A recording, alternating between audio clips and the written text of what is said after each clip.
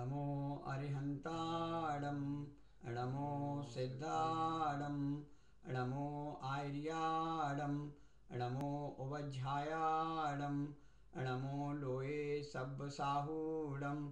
जय जिनेन्द्र, मेरा प्रेम स्वीकार करें। क्षमा के बाद धर्म का द्वितीय लक्षण है मार्दव। मृदुर्भाव मार्दवम अर्थात मृदता के भाव को मार्दव कहा। मुलायम, सॉफ्ट होना, कठोर न होना। क्रोध चारमुखी सर्प के समान है, जहर के समान है, जिसका एक कण भी ग्रहण करो तो कष्ट होगा ही होगा। मान अष्टफण वाला अजगर है। सर्प का कांटा बच सकता है, पर मान रूपी अजगर ने जिस व्यक्ति को जकड़ लिया हो वह व्यक्ति बच नहीं सकता, नीच गति में जाता ही जाता है। मान महाविष रूप करे नीच गत जगत में, कोमल सुधा अनूप सुख पावे प्राणी सदा। किसान भूमि में बीज के बोने से पहले भूमि को हल चलाकर आदि क्रियाएं करके मृदु मुलायम बनाता है। पत्थर में, कठोर जमीन में, ऊसर में, बालू में बीज को बोया ही नहीं जा सकता। धर्म के पौधे में मोक्ष के फल पल्लवित करने के लिए क्षमा का बीज मृदु भूमि अर्थात मार्दव परिणाम वाली आत्मा में बोना होगा, और उस हेतु अपने मान, अहंकार, ईगो को तोड़ना होगा, छोड़ना होगा। तुलसीदास ने लिखा, दया धर्म का मूल है, पाप मूल अभिमान। अहंकार पाप का मूल है। आचार्यों ने लिखा, मान 8 प्रकार का होता है, अर्थात व्यक्ति 8 चीजों को लेकर अहंकार कर सकता है। 8 महामद पाय अनूप, निरभिमान बरतै मृद रूप, मान कसाय जहाँ नहीं होय, मार्दव धर्म नाम है सोय। रत्नकंठ श्रावकाचार में 8 महामदों को गिनाते हुए परम पूज्य आचार्य समंत्रभद्र स्वामी लिखते हैं, ज्ञानम पूजाम कुलम जाति बलम रिद्धि तपो बपौ अष्टौ वाशित मानित्वम इसमय माहुर गतस्मया। व्यक्ति इन 8 चीजों को लेकर अहंकार कर सकता है, ज्ञान, पूजा, कुल, जात, बल, रिद्धि, तप और बपु। आचार्य कहते हैं, अपने ज्ञान का अहंकार न करो। केवल ज्ञान, मन पर्य ज्ञान, अवधिक ज्ञान के सामने मति और श्रुति ज्ञान बहुत कम है। किसी को किसी एक विषय का ज्ञान होता है तो किसी को दूसरे विषय का ज्ञान होता है। कंप्यूटर का आप देखते हैं, कंप्यूटर में कितने विषय हैं? क्या आप कंप्यूटर के बारे में सब जानते हैं? नहीं, जितना हम जानते हैं वह कुछ अंश है, पार्ट है।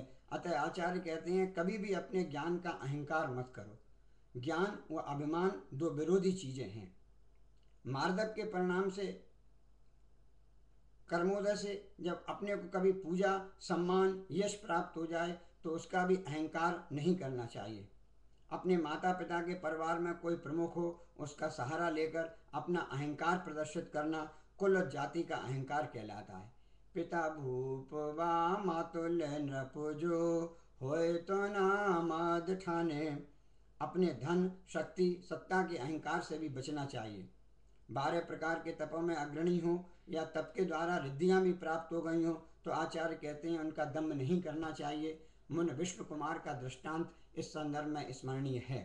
उनको विक्रिया रिद्धि प्राप्त थी, पर उन्हें पता ही नहीं था।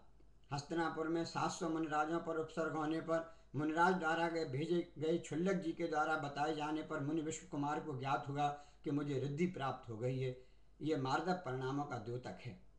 बपुषर अर्थात शरीर के सौष्ठव या सौंदर्य का भी अभिमान नहीं करना चाहिए। नाम कर्म के उदय अनुसार हम सभी को नाना प्रकार के रूप, सौंदर्य मिलते हैं। कुरूप काले को देखकर उसका अपमान, उपहास न करना और सौंदर्य रूपवान को देखकर उसके रूप और सौंदर्य की प्रशंसा करना मार्दव गुण का द्योतक है। कृष्ण की पट्टरानी रुक्मणी ने अपने कई वर्षों पूर्व 18वें तीर्थंकर भगवान अरयनाथ के जमाने में अपने रूप का अहंकार करते हुए दर्पण में समाधि गुप्त मुनिराज के प्रतिबिंब मात्र को देखकर लक्ष्मीमती ने उनकी निंदा की थी। फलस्वरूप अनेक दुर्गतियों व त्रियंच गति में अनेक भवों तक महान दुख उठाने पड़े। पुनः पुतिका नाम के दुर्गंध युक्त शरीर की पर्याय में पुनः उन्हीं मुनिराज के चरणों में बैठकर अपने पाप का प्रायश्चित करके आरिका के पास जाकर तप अंगीकार करके 16वें स्वर्ग में सागरों की आयु का उपभोग किया और बाद में श्रीमती की पुत्री रुक्मणी के रूप में जन्म लिया और कृष्ण की पट्टरानी बनी।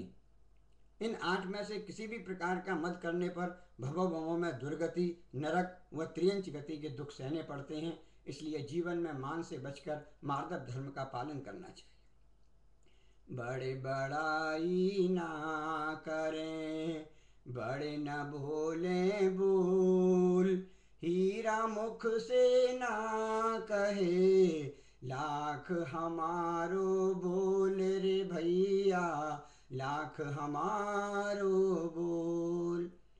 अपने को कभी प्रदर्शित नहीं करना चाहिए, बल्कि ऐसे ही सोचना चाहिए, बुरा जो देखन में चला, बुरा न दिखा कोई, जो घट जाका आपना, मुझसे बुरा न कोई रे भैया, मुझसे बुरा न कोई। रावण, दुर्योधन, कंस ने अहंकार किया तो उनका जो हुआ आप जानते ही हैं। अतः मान कभी ना कीजिए, मान महादुख खान, मान तजे शिव सुख मिले, मान भजे सुख हान। प्रथम चक्रवर्ती भरत ने जब चक्रवर्ती पद को प्राप्त कर लिया तो वह बड़े गर्व से वृषभाचल पर्वत पर अपनी प्रशस्त टंकित कराने का आदेश शिल्पकार को दिया। शिल्पकार ने जब वृषभाचल पर्वत पर जाकर देखा तो उस पर्वत पर कोई जगह ही नहीं थी जहाँ भरत की प्रशस्ति लिखी जाती। उसने चक्रवर्ती को सूचित किया और भरत का सारा अहंकार चूर चूर हो गया। सन 981 में कर्नाटक प्रांत के बंगलौर के निकट श्रवण बेलगोला में राजा चामुंड राय ने भगवान बाहुबली की 58 फीट ऊंची मनोहारी अत्यंत मनोज्ञ प्रतिमा का निर्माण कराया। प्रतिमा के पूर्ण होने पर जब अभिषेक प्रारंभ हुआ तो अनेकों घड़े जल डालने पर भी प्रतिमा पर जल कमर से नीचे नहीं आया। चामुंड राय का सारा अहंकार चूर हो गया और दूर खड़ी गुल्लिकाय जी के आधे नारियल के दुग्ध से ही संपूर्ण प्रतिमा का क्षीराभिषेक हो गया। यह है मान और मार्दव के परिणामों का उदाहरण। आप भारत जाने पर इस प्रतिमा का एक बार अवश्य दर्शन करें। ऐसी मनोज्ञ प्रतिमा विश्व भर में कहीं देखने को नहीं मिलती। जीतव्य जो मन धन गुमान, कहा करे जल बुदबुदा। आचार्य कहते हैं जीवन, यौवन व धन ये चीज़ें पानी की बुलबुली की भांति क्षणभंगुर हैं। तुम इनका क्या अहंकार करते हो? जीवन क्षणभंगुर है, यौवन विनाशिक है, धन चलायमान है। पांडवों के कथानक में सरोवर पर जब यक्ष ने प्रश्न पूछा कि संसार का सबसे बड़ा आश्चर्य क्या है, तो धर्मराज युधिष्ठिर ने उत्तर दिया, मृत्यु संस्कार संसार का सबसे बड़ा आश्चर्य है। लोग अनेकों को मरता हुआ देखते हैं पर अपने मरने की चिंता नहीं कभी करते। इससे बड़ा आश्चर्य क्या हो सकता है? जब तक तेल दिए में बाती, जगमग जगमग हो रहा, जल गया तेल निपट गई बाती, ले चल हो रहा। चार जने मिल आते हैं ले जाने के लिए, कुछ तो समय निकाल प्रभु गुण गाने के लिए। हरदम है तैयार तू पाप कमाने के लिए। आयु कर्म जब तक शेष है तब तक ही जीवन है, वरना अपनी बार आते ही चार जने ले जाने के लिए तैयार हैं।